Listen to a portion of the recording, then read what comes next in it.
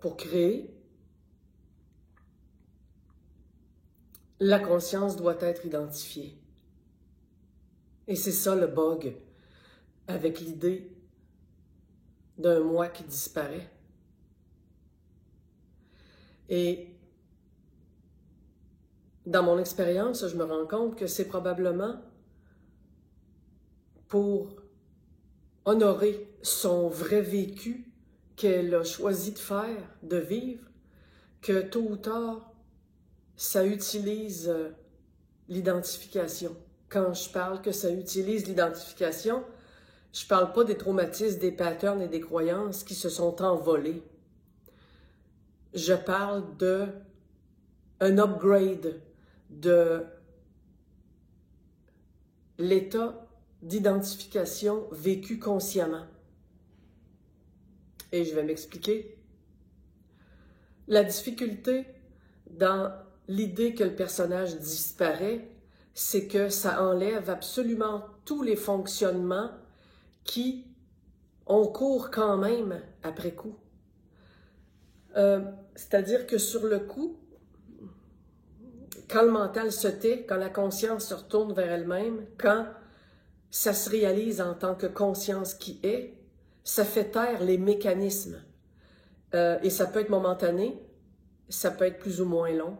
Ça fait taire le mental. Et en sourdine, en arrière, ça fait taire tout ce qui n'a pas été vu et qui était de l'ordre de traumatisme ou de croyance ou de cristallisation énergétique souffrante.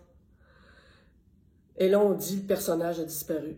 Ce que je suis a disparu. Ce que je suis n'existait pas, blabla. Parce que la conscience s'identifiait à ces mécanismes-là, à ces énergies-là. Mais ce n'est pas quelque chose qui existe réellement. C'est des énergies et des mécanismes. Et la conscience, pour vivre ce qu'elle a à vivre dans cette expérience matérielle, a besoin de s'identifier à des mécanismes.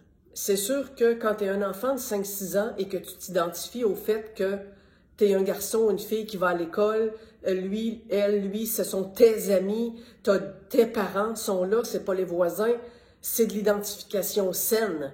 L'enfant a besoin de ça pour fonctionner. Son expérience, la conscience, ce qu'elle veut en tant qu'enfant, c'est le faire, ça, c'est le vivre. C'est pas que le personnage disparaisse et qu'il retourne dans l'absolu. Fait qu'on s'en fait pas trop quand on voit l'enfant faire ça. Mais tout à coup, quand arrive le retournement de conscience, une fois adulte, et que là, la conscience s'expérimente par elle-même, sans nécessairement s'identifier à des cristallisations, à ce qui formait son expérience dans d'autres façons d'être, dont être quelqu'un. Là, tout à coup, ça devient un drame là, de ne pas faire disparaître ça. Et là, on dit, il n'y a personne, ça n'a jamais existé, je ne suis personne, je ne suis pas le corps. Et ce que ça fait comme fausse idée, c'est que ça fait, dans la tête du chercheur, ça fait disparaître, ça amène la croyance et l'illusion que tout va absolument disparaître, que tout ce qui est dans le champ de la manifestation va disparaître. Mais la conscience, sans le champ de la manifestation, n'a pas de vécu, ne peut pas créer et pas manifester. C'est la conscience de base qui sort de l'absolu, on va dire, et qui elle-même est en tant que ce qu'elle est. Et personne ne peut fonctionner comme ça dans le monde. Dans le retournement de conscience, quand tous les mécanismes se taisent, c'est vu que ça fonctionne tout seul. C'est vu que les choses apparaissent d'elles-mêmes. C'est vu que la vie nous agit. Et là, on dit, il n'y a jamais eu personne pour faire telle affaire. Il n'y a jamais eu d'agissant pour faire telle affaire. Mais en fait, c'est très mal dit. C'est moi, conscience, en tant que conscience, n'a pas besoin de s'identifier au geste de se brosser les dents, pas besoin de saisir le geste comme étant quelque chose de personnel pour que ça se fasse. Mais si dans cet état-là de conscience, il y a la prise de conscience que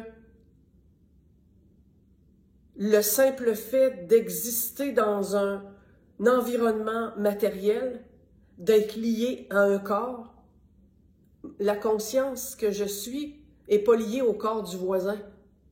En conscience, oui, mais dans le relatif, non. Il y a donc une saisie de cet organisme-là dans laquelle il y a une appropriation et il y a une acceptation du fait que ça s'appelle Christine. Ça a des fonctionnements différents du fonctionnement de l'organisme d'un autre. Et si ça, c'est valorisé, honoré, accepté, il n'y aura aucun problème à une saisie qui personnifie et personnalise le simple geste de se brosser les dents. Et là, du coup, il y a quelqu'un qui se brosse les dents. Ça n'a rien à voir avec accaparer un vécu traumatique dans lequel j'aurais pu m'identifier à l'âge de 4 ans, par exemple. Ça, la conscience claire les libère avec le temps. Elle voit que c'est des mécanismes, des énergies, des pensées, des croyances. Et c'est ça qu'on peut dire qui disparaît et qui se nettoie. Là où ça pose problème dans le processus, on va dire, c'est que il y a une fausse idée que tout se fait tout seul en robot après. Mais c'est faux. La conscience en éveil de recul, en éveil froid, quand tous les mécanismes se taisent et que pendant un certain temps, on est seul avec ça, en tant que conscience, et qu'on observe comment les choses se font tout seul, il n'y a aucune création.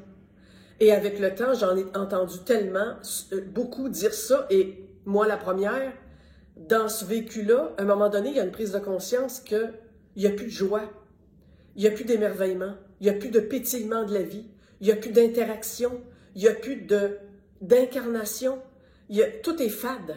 C'est normal. La conscience qui se détache des phénomènes manifestés participe plus à l'incarnation, mais pourtant c'est ce qu'elle est venue faire, parce que la preuve, c'est là-dedans. Si c'était pas ce que c'est venu faire, ce serait non né. Présentement, la conscience est partout. Elle est aussi dans le non-né, en potentiel.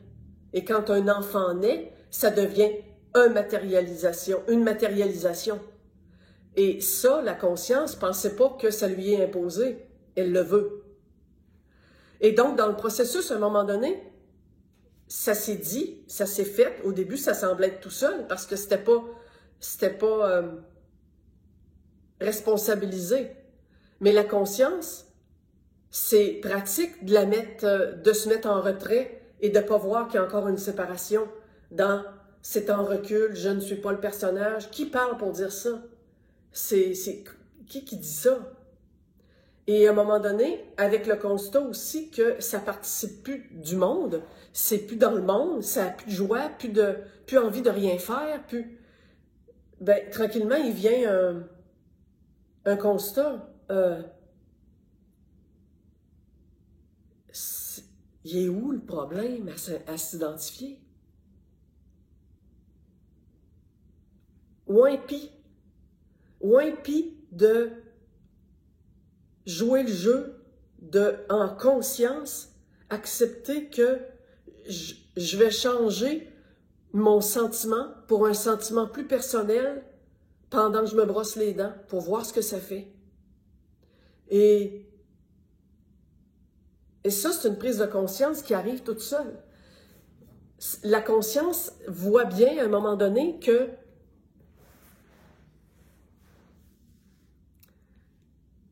la vie qui est vécue dans le manifesté et qui est joyeuse et qui est luxuriante et qui est enhanced en anglais, je ne sais jamais comment le dire en français, augmentée. Le monde est une réalité augmentée. Quand la conscience se réveille en tant que acceptant de faire partie du monde, tout est plus vert, tout est plus vivant, tout est plus beau, tout est plus vrai, tout est plus conscient, tout est plein d'émerveillement, tout est plein de vie. C'est pas en recul que la conscience vit ça. Et à un moment donné, ça arrête d'en faire tout un plat des identifications qui devraient être éliminées, qui devraient être disparues. Des croyances, des patterns, des souffrances disparaissent dans le sens qu'elles sont vues comme étant des énergies qui n'ont plus cours, qui n'ont plus besoin d'être saisies, d'être crues, c'est comme des nuages dans le ciel. Mais ça ne disparaît pas au sens propre, parce que pour disparaître, il faudrait que ça sorte de la grande manifestation énergétique qui est le un, et c'est impossible. Donc, le moi à laquelle le chercheur tente de se désidentifier va toujours être là. Ça va toujours être un potentiel. Et il va rester des bribes et des énergies de ça, ne serait-ce que celles pour se tourner la tête et répondre quand on dit votre nom. Pour faire ça, il faut que la conscience accepte que un état d'être différent, qu'on nomme Pierre, Lucie, Pauline, Jacques, etc., existe dans sa volonté de le faire perdurer parce que c'est ce qui permet le vécu. Mon vécu est celle d'un artiste en art visuel. C'est tellement le fun. Il n'y a pas de combat il n'y a pas de pensée qui viennent et qui disent, ben voyons, tu penses que tu es une artiste en train de peindre, tu fais des symposiums de peinture, tu aimes ça échanger avec les gens, les initier à tout ce qui peut se cacher dans l'art, dans l'émerveillement d'un tableau, dans la symbolique. Ben voyons, c'est du personnage. C'est tellement le fun. C'est tellement le fun de jouer à ça, de faire ça. C'est tellement le fun. Parce que c'est de la création. C'est un choix conscient à un moment donné que j'ai fait en tant que conscience. Parce que j'ai le goût de vivre l'aventure de la vie. Parce que c'est pour ça qu'on est venu ici. C'est sûr que s'identifier à des pensées de toute l'enfance qui disent « t'es un grand squelette maigre, t'es pas belle, t'es ci, t'es ça », si je le crois, ça va être souffrant. Si je le crois en tant que conscience, je vais m'identifier à ça, puis ça va devenir un champ restreint d'une expérience très aiguë, très pointue et très souffrante. Mais quand ça c'est vu et c'est volatilisé et que ça continue de flotter dans le champ d'un possible qui a existé, pourquoi ça ferait disparaître tout le reste? C'est illogique. Et c'est ça la mécompréhension qui se cache dans le non-duel, là, voyons, le « je ne suis personne » et tout ça. C'est ça la non-compréhension. La conscience qui reste en éveil froid, en recul, se prive de la capacité de création. Et pourtant, elle crée constamment parce qu'il faut fixer, dans un champ plus large, il faut fixer notre attention sur le cosmos, le monde, pour garder en place ce qu'on a mis, à commencer par les planètes qui tournent autour du Soleil. C'est pas un grand bonhomme à barbe blanche qui a mis ça là, c'est nous en tant qu'absolu, et ensuite en tant que conscience consciente de mettre tout ça en place. C'est énorme, c'est gigantesque. Et ça va jusqu'à l'acceptation d'un rôle d'humain incarné qui joue un rôle. Une gardienne d'enfants, une artiste peintre, une coiffeuse, un chauffeur de camion, un avocat. Et quand ça le fait en conscience, il est où le problème? Il n'y en a plus aucun. Il n'y a jamais eu aucun problème à l'identification. Et quand la conscience voit ça et sait ça, elle embarque dans des espèces de souliers d'incarnation de façon volontaire.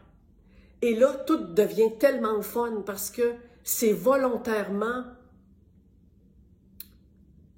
la réalisation qu'on n'est que de la création pure en action fait en sorte qu'on devient capable de manifester et de participer à, on va dire même, l'élaboration d'un jeu où ce qu'on pourrait appeler le moi est augmenté.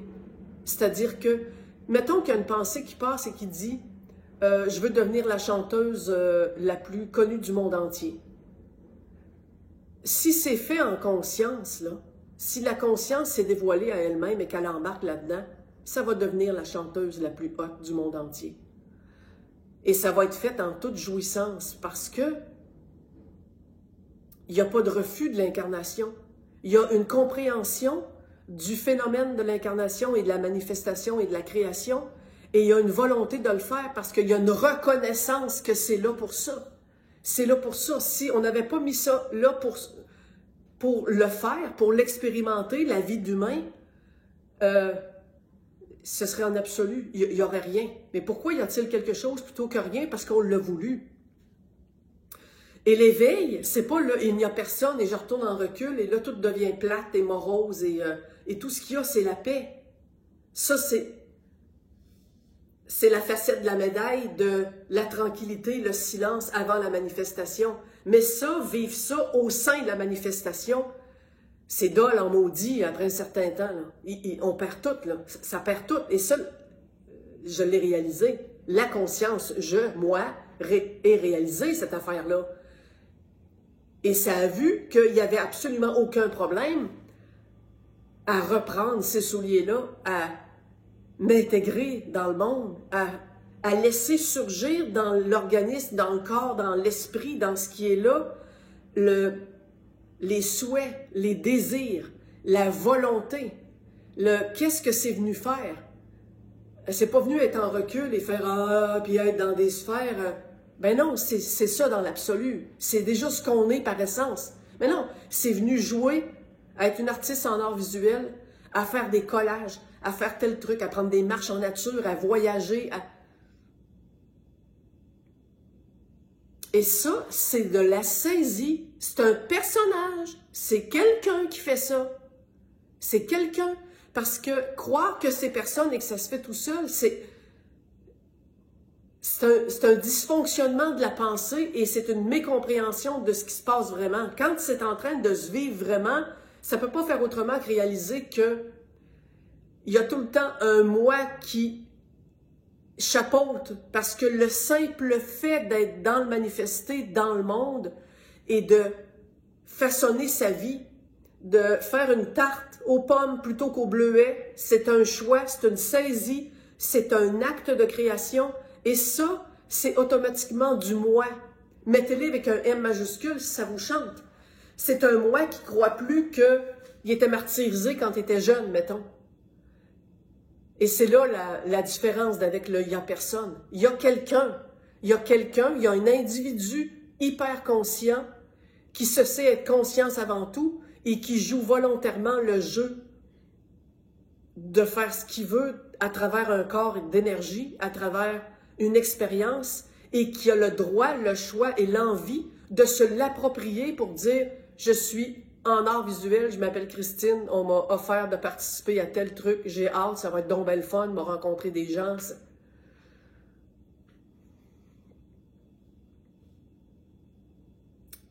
Voilà, et on est plus que jamais appelé à se rendre compte de ça en tant que conscience que l'on est et à arrêter de rejeter.